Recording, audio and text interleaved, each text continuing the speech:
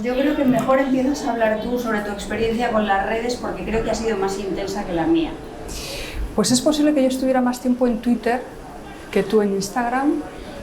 Yo en Twitter entré en 2017, me fui a medias cuando empezó la pandemia porque no me apetecía nada estar ahí, volví y me volví a ir ya para siempre.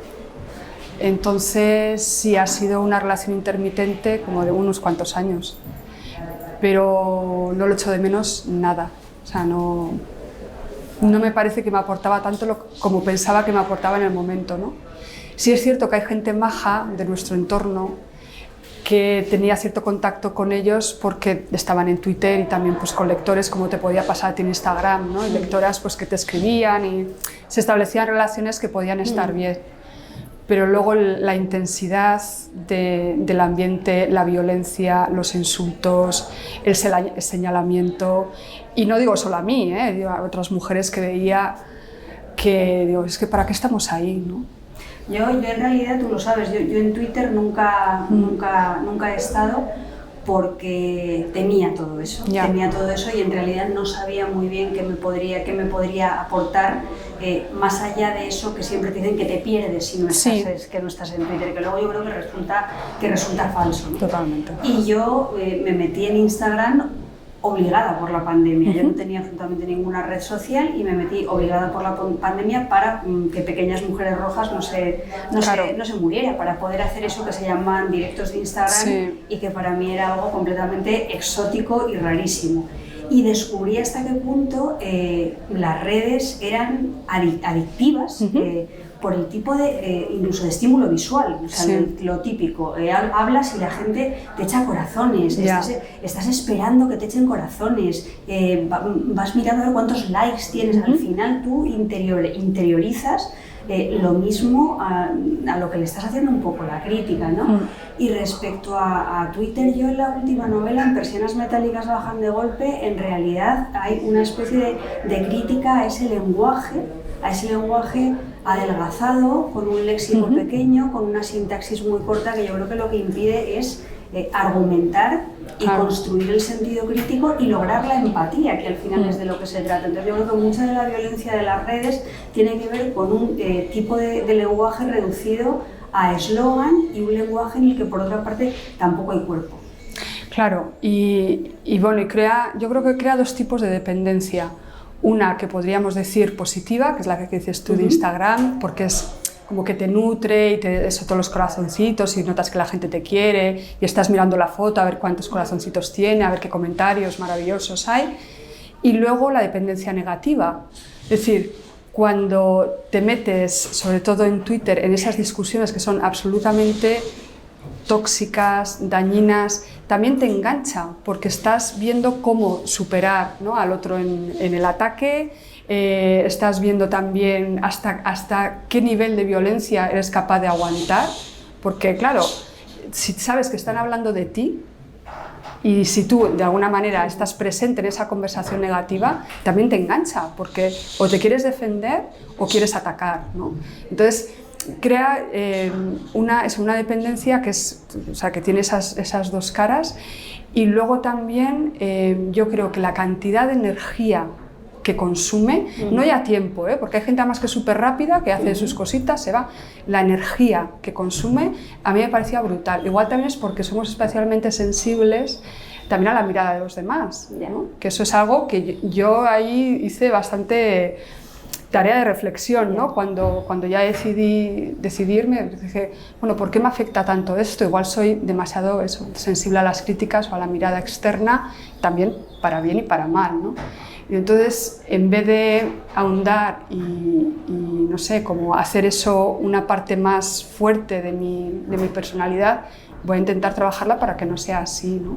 Entonces yo creo que irme de las redes para mí fue una forma de protegerme.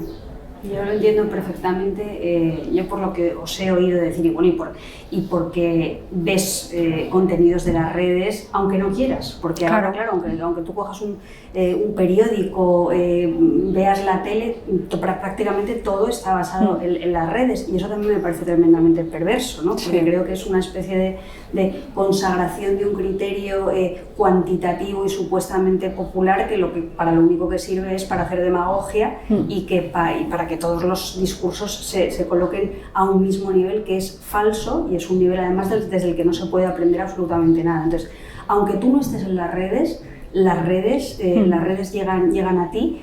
Y para mí una característica fundamental de Twitter es la del ingenio violento.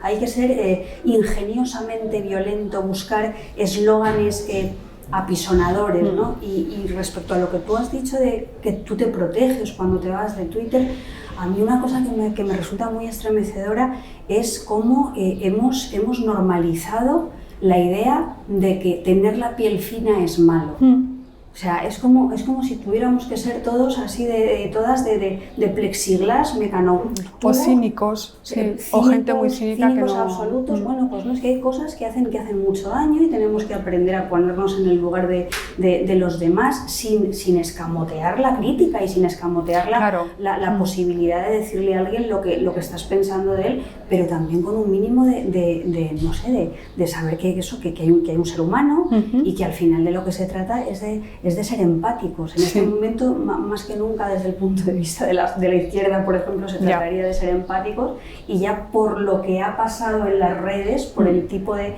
porquería que hay acumulada en las redes y otros espacios, parece que es muy difícil. Ya.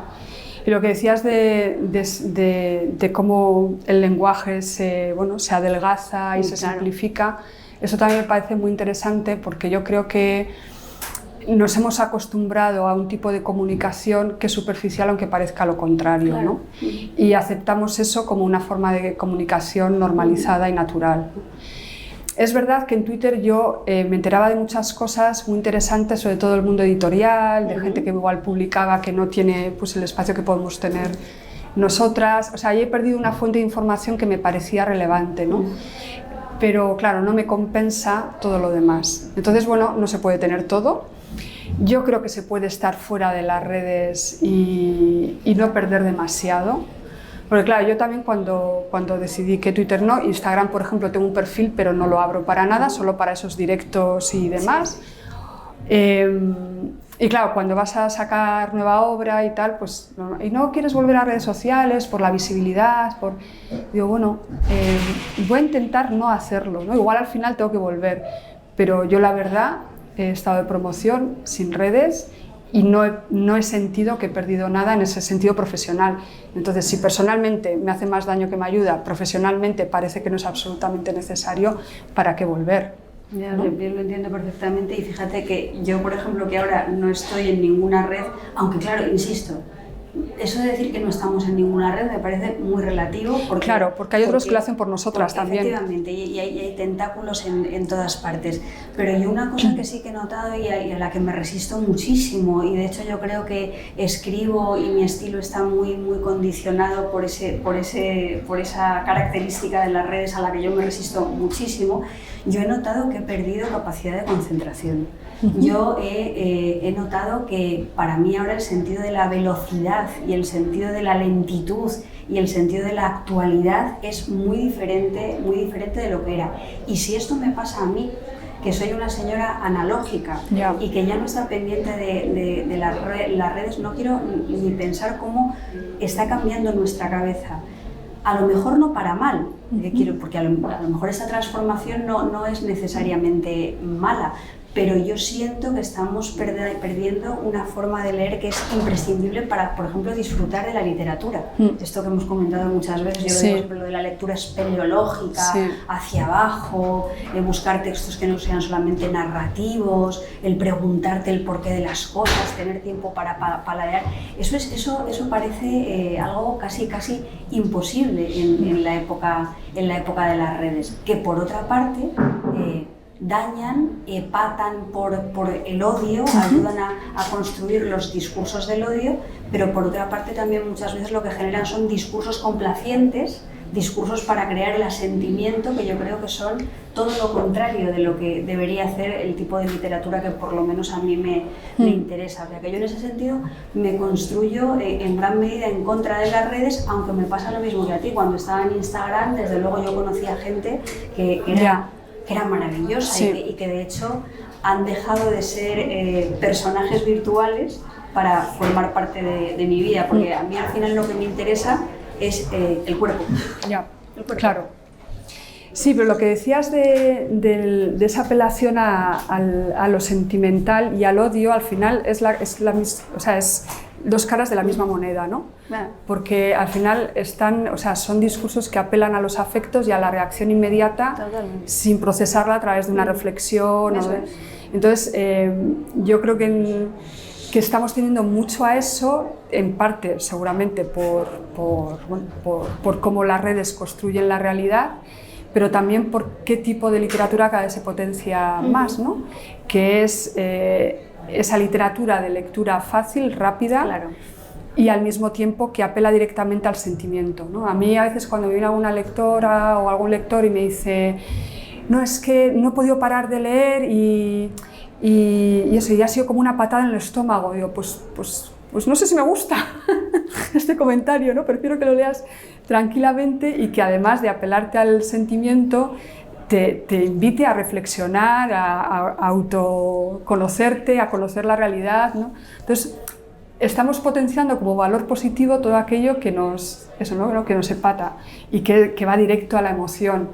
Y claro, se necesita otra cosa, ¿no? También se necesita otra estructura de pensamiento y demás para construir una reacción afectiva a la cultura que vaya más allá de ser una mera reacción, ¿no? Se necesita tomar distancia para aprovecharnos de esa aproximación a la realidad que nos ofrece la literatura y no nos ofrecen otro tipo de medios, pero yo estoy absolutamente de acuerdo contigo en que al final vivimos en un mundo en el que lo que termina prevaleciendo siempre es la víscera, sí, la víscera y mi verdad, y en la víscera y en mi verdad y en el no ser y en la pérdida de la memoria y en la pérdida de la conciencia de las genealogías y de todas esas cosas es donde yo creo que anida el huevo del escorpión, que ahora se llama posverdad, pero que toda la vida se llamó mentira y fascismo, ¿no?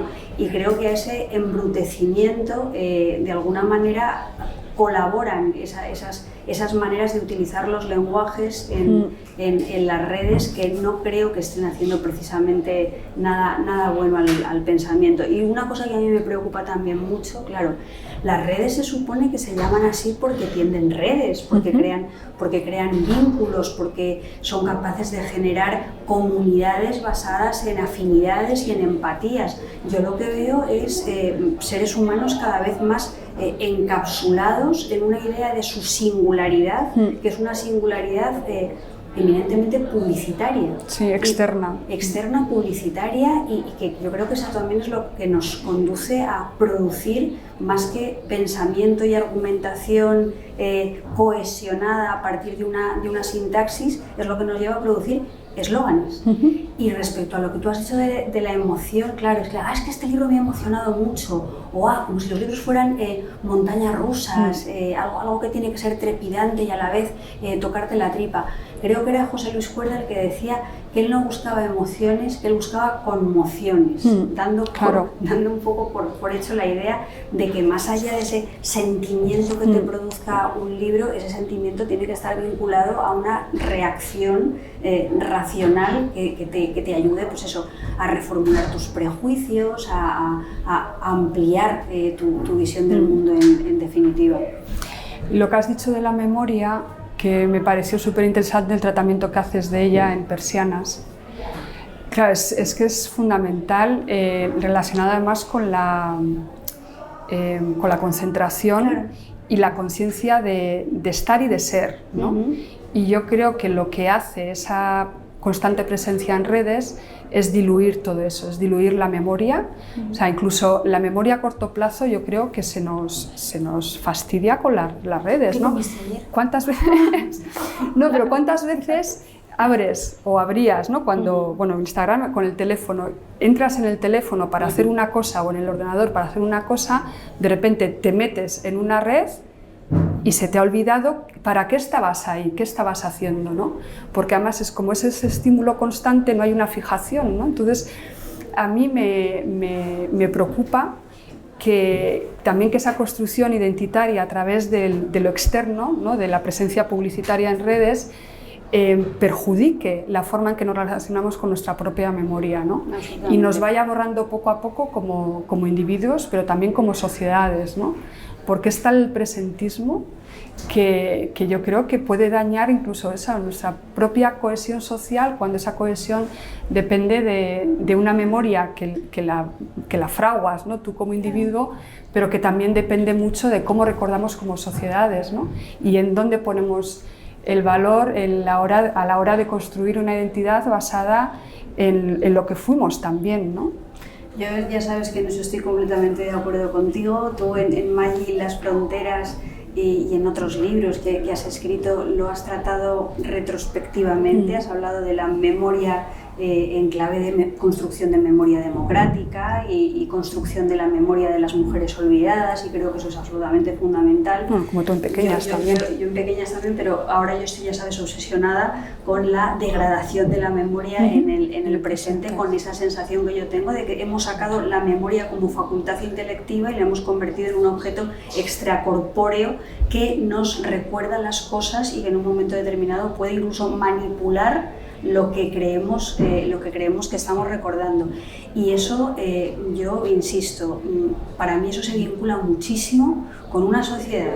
No tiene que ver con el capitalismo también, ¿no? Porque creo que vivimos en una sociedad en la que se fomentan cada vez más comportamientos individualistas y la gente se empodera en lo que él es o ella es en función de sus opciones y de sus elecciones, que muchas veces también son opciones y elecciones comerciales, mientras que vamos perdiendo realmente la conciencia de nuestra identidad, porque se diluye todo ese sentido comunitario y se diluye todo ese sentido de la raíz y de la conciencia del pasado. Y eso está vinculado a la mentira. Y eso es lo que permite que haya gente que piense, por ejemplo, que Vox son padres fundadores de la democracia, o que pueden ser un partido demócrata de alguna de las maneras, ¿no? Entonces, al final yo creo que todo está tremendamente conectado y que todo se relaciona con que vivimos en un sistema